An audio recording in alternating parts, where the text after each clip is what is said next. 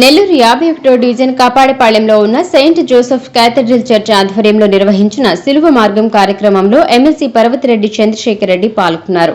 ఈ సందర్భంగా ఆయన స్వయంగా సిలువ మోసి భక్తి భావాన్ని వ్యక్తం చేశారు. ఈ కార్యక్రమంలో క్రైస్తవ సోదర సోదరిమణులు యేసుక్రీస్తు కీర్తనలు ఆలపించారు. అనంతరం చర్చ్ ఫాదర్ ఆశీర్వచనాలు ఎమ్మెల్సీకి అందించారు. ఈ సందర్భంగా చంద్రశేఖర్ రెడ్డి మాట్లాడుతూ గుడ్ ఫ్రైడే రోజున యేసుక్రీస్తు సిలువ మోయడం ఎంతో అదృష్టంగా భావిస్తున్నానని తెలిపారు.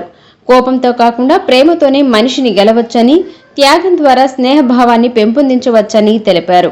ప్రపంచ శాంతి కోసం క్రైస్తవులు చేసే ప్రార్థనలు అభినందనీయమని అన్నారు. రోజు ప్రపంచంలో ఉండే క్రైస్తవులందరికీ ఒక పవిత్రమైన రోజు.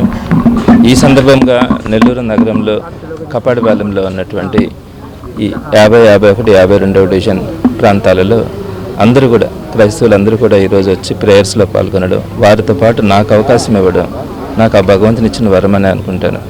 మరి అందరికీ తెలుసు, గుడ్ ఫ్రైడే అంటే యేసుక్రీస్తు జననం కానీ, ఆయన పేదల కోసం పడినటువంటి కష్టాలు కానీ, ఆ తర్వాత ఆయన వారందరి కష్టాలను మోసే క్రమంలో ఈరోజు సిలువ అయిన రోజుగా ఈ రోజును గుడ్ ఫ్రైడేని అందరూ కూడా చాలా పవిత్రంగా కూడా భావించడం జరుగుతుంది. అందరికీ కూడా తెలుసు, ప్రధానంగా క్రైస్తవులు అంటే వాళ్ళలో మనకు కనిపించేది ప్రేమ, త్యాగం, క్షమ, ఈ గుణాలు ఎక్కువగా కనపడతాయి. ఒక మనిషిని కోపంతో కంటే ప్రేమతో మనం జయించవచ్చు అని, ఒక మనిషికి మనకు ఉన్నటువంటి దాంట్లో కొంత త్యాగం చేయగలిగినప్పుడు ఆ విలువ పవిత్రమైనది అన్న ఆలోచనతో వారు ప్రతి అడుగు కానీ, వారు చేసే ప్రతి కార్యక్రమం కానీ, వారు చేసే ప్రతి దాంట్లో కూడా ఆ లక్షణాలన్నీ కూడా కనపడతాయి.